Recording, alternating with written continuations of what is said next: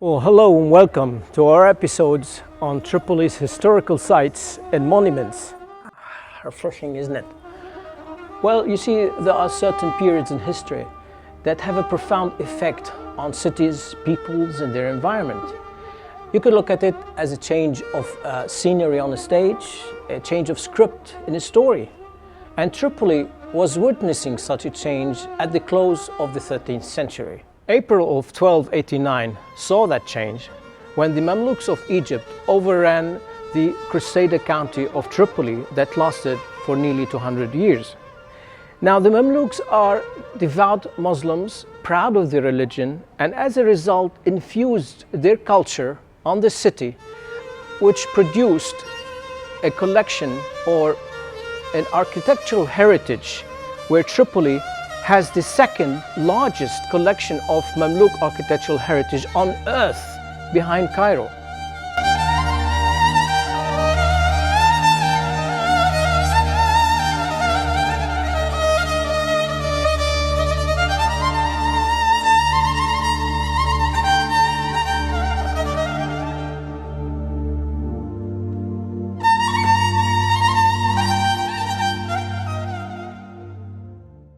Our visit today is to the Mansouri Grand Mosque, or as this is known here in local dialect or in the areas here, the Mansouri Grand Mosque, or in Arabic, the Jami' al-Mansouri al-Kabir. And it is named after the Mamluk prince who conquered the city from the Crusades, Al-Mansur Qalawun. Now, the Grand Mosque was built by his two sons, Al-Ashraf al-Khalil and Al-Nasir Muhammad. Al-Ashraf al-Khalil in 1294 ordered the construction of the mosque from the remnants of the old destroyed Crusader church of St. Mary of the Tower, and his brother Al-Nasir Muhammad in 1314 built the arcades, as you see, around the stone courtyard.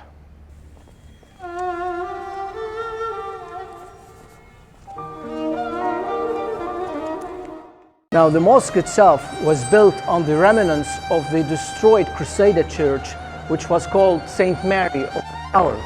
And it mixes between Mamluk and Norman architecture, where it appears very, as you can see in front of you here, the main entrance where the door is typically Norman in style, while other parts you have the mixture of Mamluk Islamic architecture. As we walk inside, we can see the tower itself that was converted into a minaret.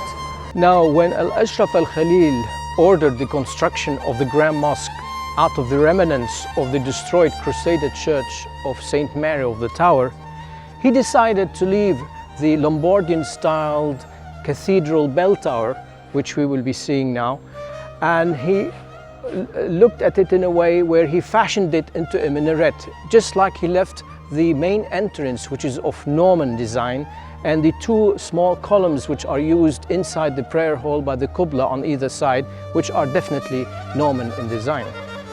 And the minaret, after he had styled it and fashioned it into a minaret, the bell tower, he sort of threw a flair of Moroccan style to it, you see.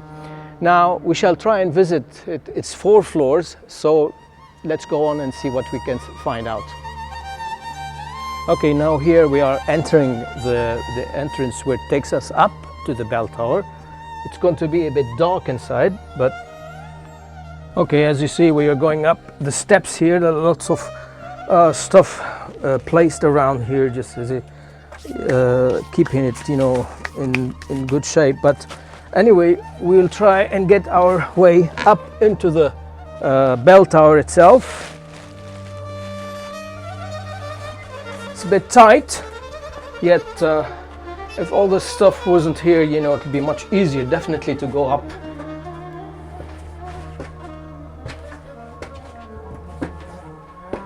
Somebody placed a chair here so you can have a rest on the way up. As I said, it is 4 floors going up, and it is square shaped. As we said, it was a Lombardian styled type of minaret, or the old cathedral bell tower that was shaped into a minaret.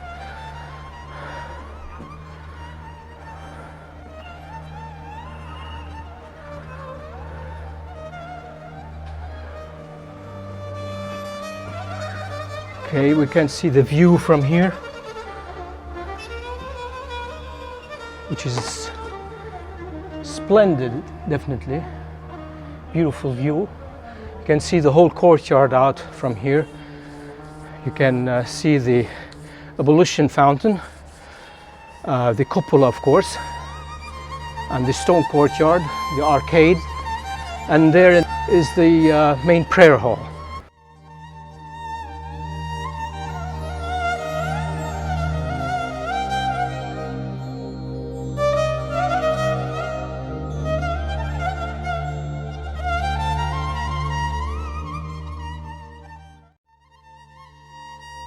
Smaller and tighter steps, which they built and fashioned it into a minaret, and it will take us up to the last floor, and the view should be even nicer, much nicer from up there.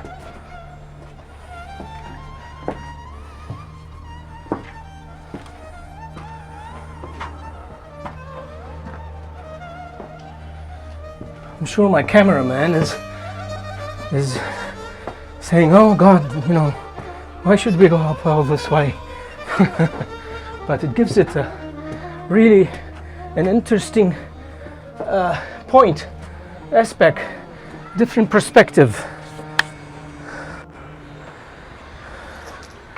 We're right here at the top, and now you can see the Tripoli citadel from here, and the old town in front of you.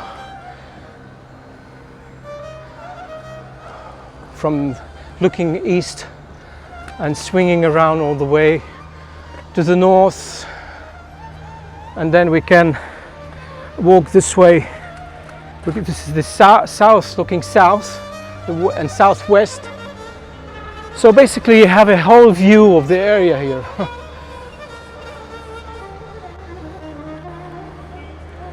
And again, we can look up on the main courtyard. It gives you a better, larger, much nicer view from here. So for the panoramic view of the courtyard itself.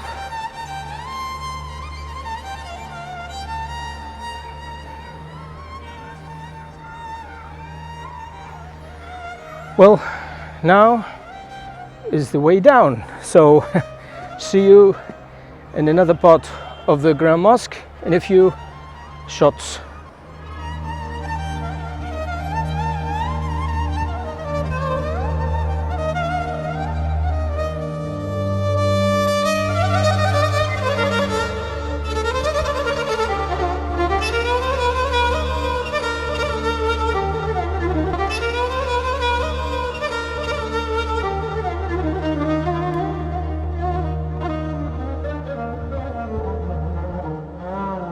Now the mosque itself has 4 main entrances, 2 to the east, 1 to the west, and the main door being on the north.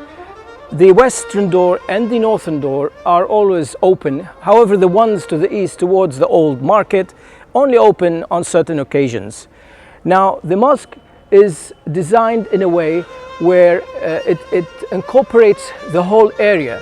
It has an area of 3,000 square meters, about 50 to 60, plus it has an area inside making up about 1,630 square meters. Now the building consists of a stone courtyard. It consists of a stone courtyard surrounded by vaults, surrounded by arcade vaults, a cupola courtyard, an ablution fountain, plus prayer halls that are surprisingly compact compared to other mosques in the city, such as the Attar and others. Now, the Mansouri Mosque is located in an area or neighborhood called the Nouri area or the Nouri district, which in a way it acts as a divider between the older part of the city and the newer part of the city, where off to the east here is the Attarin and the Mhatra district. That's the older part of the city, and the area where the mosque exists is called the Nouri area. And then further on you have the Tel district, which you can refer to as the downtown, and further on you have the modern city as it spreads out in different directions.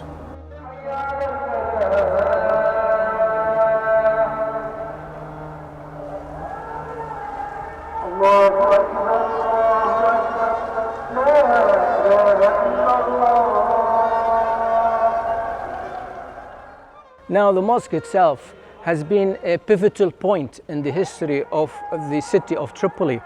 Say like Westminster Abbey in London, where many important events take place, stately funerals and such. Important factors exist here in the mosque. For instance, you have the sun clock. Now, this is designed in a way where the sun throws a shadow onto the mantle of the clock, and you can tell the time of day all throughout the year according to the change of the axis of the earth between summer solstice and winter solstice. Plus, it becomes a beehive of activity during the holy month of Ramadan, when during the last 10 days of the holy month and before the prayers of the last Friday of the holy month, a most devotional act, holy event is displayed, and effect actually is displayed, which is a hairpiece belonging to the Prophet Muhammad, peace be upon him. And that is done in a way where it is where devotees are allowed to witness this event when they walk towards the room which is located at the western end of the main prayer hall.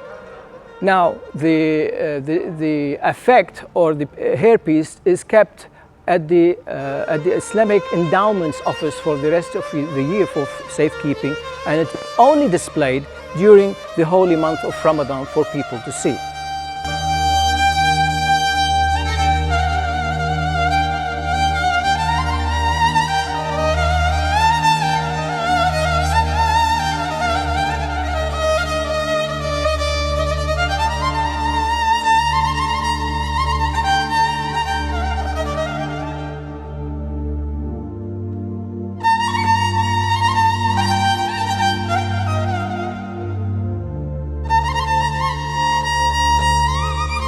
Well, the main prayer hall, as you can see, is more or less compact in design, yet it is decorated with some mosaics and some Quranic verses around.